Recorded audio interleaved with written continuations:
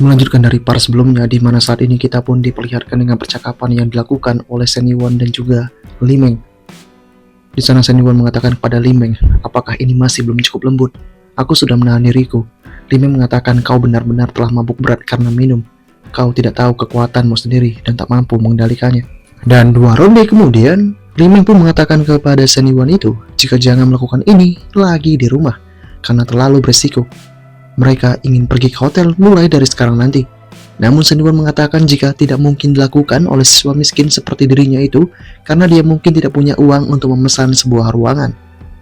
Mendengar hal ini membuat Li Meng pun mengatakan kepada Shen Yuan itu, Shen Yuan, kau ini berhentilah berpura-pura seperti ini. Kau tidak tahu malu. Bukankah barang-barang yang kau belikan untukku dan kakakku sudah sangat banyak sekali, dan kau masih bisa mengatakan jika kau tak mampu menyewa kamar. Kini dia mencubit Shen Yuan begitu saja, sehingga membuat Shen Yuan pun terbangun begitu saja. Li Meng juga mengatakan kepada Shen Yuan itu, jika kau tahu akan sakit itu, ini adalah kesempatanmu untuk perbaiki ini semua. Aku sudah mencoba untuk lembut, namun karenamu aku menjadi kasar. Aku jadi tidak mau berpartner denganmu lagi. Kau sama sekali tidak tahu cara memperlakukan wanita dengan lembut. Shen Yuan kemudian mendekatkan dirinya dan mengatakan kepada Li Meng itu, jika bukan aku, siapa lagi? Lain kali, aku akan bersikap lembut kepadamu itu. Dan dengan kondisi ini juga membuat Li Meng pun kini berkata dalam hatinya, orang ini mungkin di titik teratas dari orang tak tahu malu, tapi aku tak bisa melakukan apa-apa padanya. Aku benar-benar harus memikirkan cara mengatasinya lain kali. Di keesokan harinya, Shen Yuan dibangunkan oleh Li Xiao. Li Xiao menanyakan kepada Shen Yuan itu sejak kapan kau datang. Shen Yuan pun kini terbangun dan mengatakan, sekitar jam 1 malam. Kemarin, Li Meng yang membukakan pintu untukku. Kini, Li Xiao menanyakan apakah ada sesuatu yang terjadi. Shen Yuan mengatakan tidak, aku hanya sangat merindukanmu sampai aku tak bisa tidur sehingga aku datang ke sini. Li Xiao pun mengerti akan ini semua. Dan dia pun mengatakan juga kepada Shen Yuan, lain kali katakan padanya sejak awal. Li Xiao kini juga mengatakan kepada Shen Yuan itu, tidurlah lagi, aku akan buatkan sarapan dan membangunkanmu nanti. Shen Yuan mengerti akan hal itu. Dan kemudian Li Xiao bertemu dengan Li Meng itu. Li Xiao kini memanggil Li Meng sehingga Li Meng bertanya ada apa. Li Xiao pun mengatakan, apakah Shen Yuan datang kemarin malam? Kenapa kau tidak membangunkanku? Li Meng pun mengatakan jika itu sudah terlalu larut. Dia takut mengganggu istirahat dari Li Xiao itu. Li Xiao pun mengatakan, apakah dia murung waktu datang itu? Kalau dia datang lagi di larut malam, kau harus membangunkanku. Li Meng pun kini mengatakan, murung dari mananya? Dia datang untuk serangan diam-diam di tengah malam. Kalau bukan aku, pasti kakak yang kena. Li Meng mengatakan ini dalam hatinya. Dan kemudian juga menegaskan kepada kakaknya itu, jika nanti terjadi, Li Meng pasti akan memberitahukan kakaknya itu di keesokan hari nanti. Setengah jam kemudian, Shen Yuan pun telah terbangun dan kakak dari Li Meng telah membuatkan sarapan untuknya itu. Shen Yuan pun terbangun dan tersenyum. Apalagi saat ini, Li Xiao langsung menawarkannya untuk makan. Di kondisi yang semacam ini, Shen Yuan pun menatap ke arah Li Xiao itu. Dia berkata dalam hatinya, padahal gadis ini cuman mengikat apron saja, tapi dia langsung jadi koki rumahan yang menawan. Dengan wajah dan tubuhnya, dia benar-benar diberkahi oleh takdir. Di kondisi yang semacam ini, Li Meng mengatakan kepada Shen Yuan itu, cepatlah makan sarapan itu. Kamu jangan melihat ke arah manapun. Shen Yuan pun kini langsung bergegas menyantap itu begitu saja, karena dia masih setengah sadar dari kebangkitan tidurnya. Di kondisi yang semacam ini juga membuat Li Meng berkata dalam hatinya, tunggu, dia itu pacar kakakku. Tidak ada salahnya dia melihat pacarnya. Kenapa aku menghentikan dia? Apakah ada rasa iri pada diriku? Kita padahal hanya partner saja, tanpa perasaan. Apa mungkin kata patah perasaan berkembang seiring waktu? Itu benar. Tapi ini tak masuk akal, padahal baru saja 2 malam.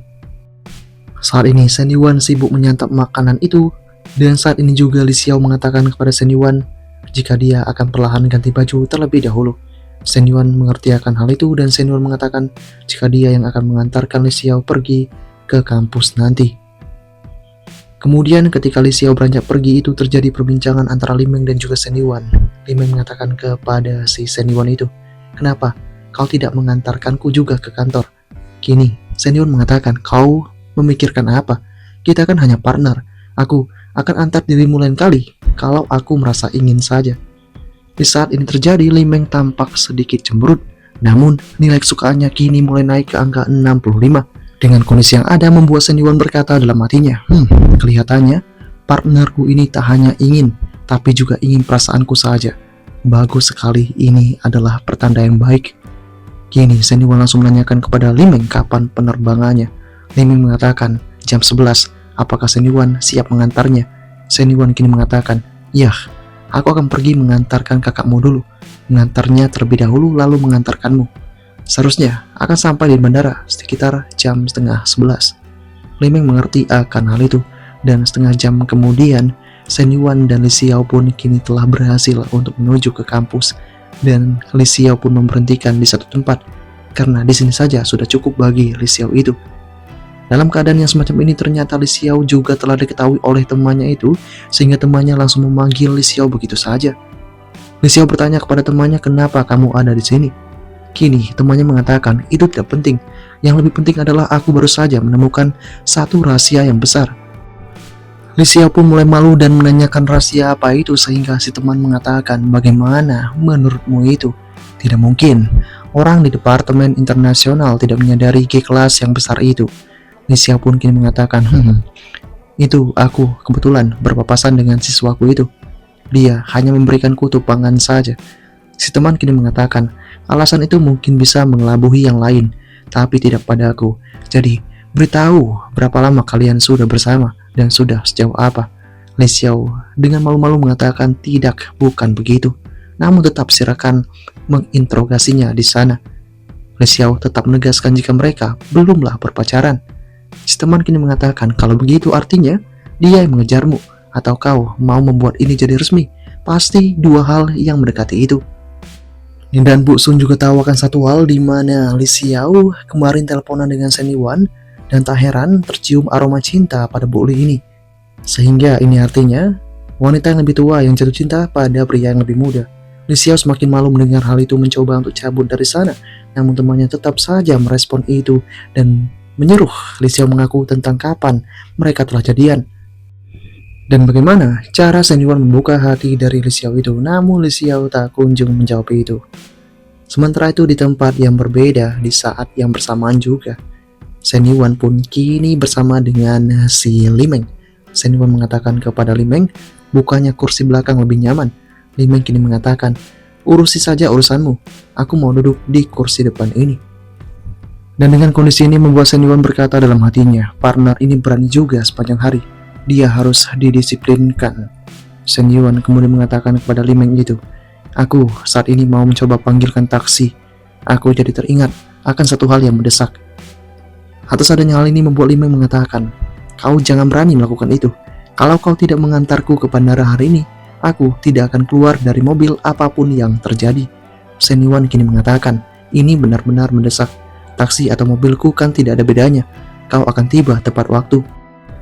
Limeng pun kemudian langsung mengatakan kepada Senyawan itu, "Kau tidak tahu malu lagi.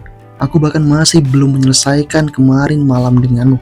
Senyawan kemudian mengatakan, "Kau akan terbiasa nanti, dan nanti kau akan menyukainya, percaya atau tidak." Limeng kini mengatakan, "Kau kan sudah kubilang untuk fokus menyetir saja, bukan seperti ini. Ngomong-ngomong soal menyetir, mobil ini harganya berapa?" Senyawan mengatakan jika sekitar 3 juta. Limeng paham akan hal itu, dan kini Senyawan mulai memainkan tangannya di tempat itu, mencoba untuk meraih tubuh dari Limeng itu.